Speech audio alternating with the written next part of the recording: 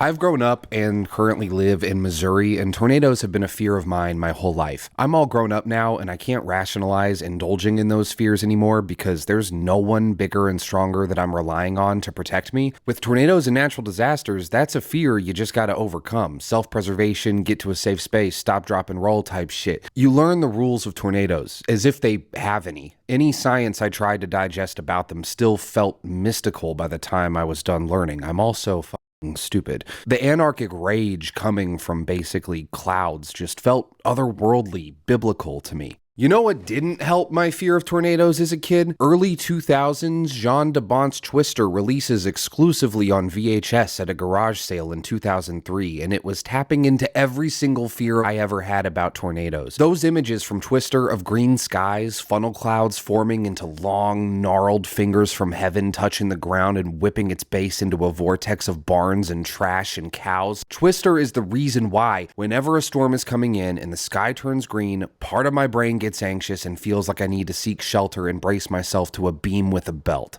I love Twister, and as of a few months ago was very, very down about this new film Twisters. I didn't really give a shit about it. It appeared to be a legacy sequel and would most likely feature some loose, poorly conceived connection to the original. Like, Helen Hunt and or Bill Paxton will be somebody's mom or dad, or whoever our leads are in this movie will seek out a second opinion, and somebody will know someone who may be able to help. TB completely H with you guys. My opinion on legacy sequels is that they almost always suck. Not because they have bad directors, but because they often aim to do nothing beyond cash in their decades-long reputation. In doing so, appealing to no one but fans of the original, or people who think they're fans of the original. That's why the marketing, trailers, teasers, all they serve to do is tie itself to that original, as if the original is vouching for its existence being necessary. The recent Ghostbusters movies are the most egregious example of this, preying upon sentimental nostalgia, which to me at least felt antithetical to the Ghostbusters way. Almost like these new movies are made for people who are more nostalgic for the Stranger Things Season 2 promo where the kids are wearing the proton packs and the iconography of Ghostbusters rather than the original fucking movies themselves and what they stood for and what they're about.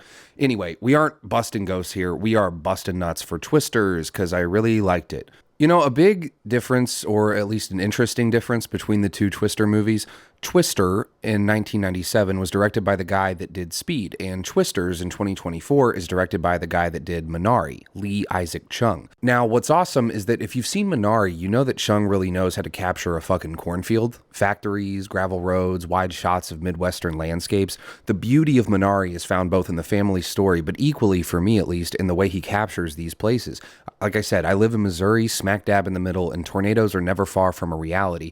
Many cities and states within my radius have been affected greatly by tornadoes, so for me personally, Lee Isaac Chung could be a fantastic choice for a Twister sequel. Twisters is really, really, really fun, so with all the setup done, I think I'm ready to talk about it, and I also have watched no interviews on the process of how this all came to be. I'm just going off how I felt during the movie. Twisters is the only legacy sequel I've seen that feels like it earns its existence. It shares so much of the original's core DNA, which doesn't feel like copy-pasting. It feels like a modern-day cover of a legendary song from decades prior. It's not a screamo version, it's not the version with a Wiz Khalifa feature, it's not a cappella, it's just an updated vision of the same song. But the parts are rearranged just so that it holds your attention as if it were new. The thing that Twisters is redoing from the original aren't obvious cameos or heavy meta references. They aren't heavy. They are things that a genuine lover of Twister would naturally include when crafting what is off-rip another pointless legacy sequel. It's not fan service, it's in service of Twister itself. And lucky for Twister, it's not held as sacred as other 90s or 80s Hollywood classic movies. It's the best and arguably only legitimate revered tornado movie, and a very common opinion I've been seeing now that people are rewatching it because of Twisters is that it's kind of mid, or many will cite the mixed reviews it had upon its original release in 1997. In other words, Twister didn't need to handle its lore with the fans in mind. Chung likes Twister. He likes Spielberg. This is an Amblin movie. It's Hollywood as fuck, but the movie kicks so much ass because of that. Here's some things Twister's brought back from Twister that still work and I liked a lot. The quirky group of storm chasers always hanging out around the leads and filling those roles with actors with talent far exceeding screen time given is cool. Twister's cast is intrinsic to its success in my opinion. In the OG, obviously Bill Paxton and Helen Hunt plus third wheel Jamie Gertz, but backing them with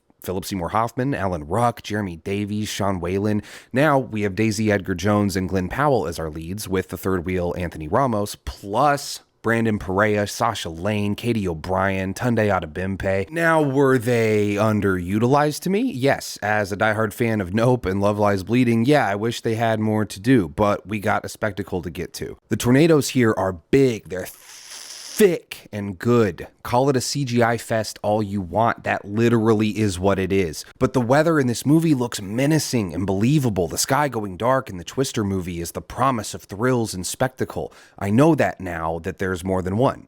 Twister did it well, and Twisters does it well too. Another thing about these two Twister movies that we have is that cars are done really, really well in them. Something underrated is the chasing part of storm chasing. The way we take our characters from a blue-skied rest stop and into the raging eye of the storm is important for the CGI fest to really be effective. Both movies shoot trucks going off-road, barreling at 80 miles an hour into a hellscape very well. The Glenn Powell performance engages the audience with the awe-inspiring, whoa, tornadoes, cool mindset, and I do wish the movie was centered a little bit more about him, or at least bring him into the movie a lot sooner than they did. This movie is maybe a little bit over long. It's about 2 hours, but I didn't really mind it. I'm just saying I wanted more Glenn Powell. If the movie was shorter with him in it sooner, I would want to see what they cut, but I think I'd be down with that. Is Twisters better than Twister? I think in the context of what I'm saying in this video, where one feels like a legitimately great cover of the original, I think I do prefer Twisters to Twister. But I love Twister a lot. There was just nothing like it for me at the time until now. I'm not saying either movie is a masterpiece. There just isn't a lot of competition. And Twisters feels so intrinsically tied to Twister, not in pandering iconography to sell to boomers or relate to the newer generation, but in capturing the essence of the original with very pure intention, not just in lore, which is so shallow in a movie like that, but in the spectacle, in the filmmaking. That's why I'm not really talking a lot about the literal story here. I'm very aware of what this movie's pathos is. Its sentiments are very humble, that it's not going for much, but it has a really fun time giving you storm chasing, giving you tornadoes, giving you Glenn Powell shooting fireworks up into the fucking tornado and it lights on fire. It's just cool. It's really, really fun. Large scale AAA Hollywood filmmaking. I think it's a legacy sequel that deserves a right to exist, and should not be immediately in the shadow of Twister. The reason I hold Twister, on a pedestal for me personally with my taste is because it scared the shit out of me when I was a kid. It's not because it holds a very special place in my heart or something. It's a funky script. I don't really buy, hundreds of tornadoes landing. The way they treat tornadoes in Twisters, it's very similar to something like Jaws, speaking of Spielberg. But it's silly if you think too hard about it, but we are here to enjoy these giant tornadoes because it's not like we have a new tornado movie every year. There's no tornado burnout incoming, Oh, postscript. I forgot to even mention how at the beginning, I was saying, oh, Bill Paxton, Helen Hunt, they're going to kind of the ghost of Bill Paxton will fly in on a tornado and talk to him, all that kind of stuff. But I forgot to even mention those fears were quelled. That did not occur in this movie. The closest thing is that the Dorothy, the mechanism that they throw up into the tornado in the first one does make a return in the intro scene of this one. But like when Daisy Edgar-Jones goes home, I kept looking at all the picture frames to be like, where's Bill Paxton? Where's Bill Paxton? Where's Helen Hunt? Where's Helen Hunt?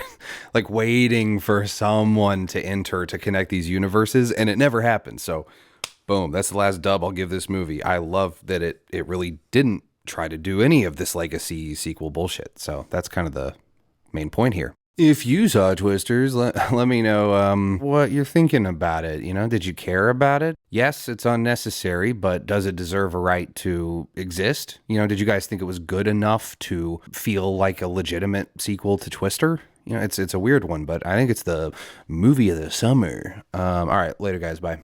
And there goes a trash can. There goes a house of some sort.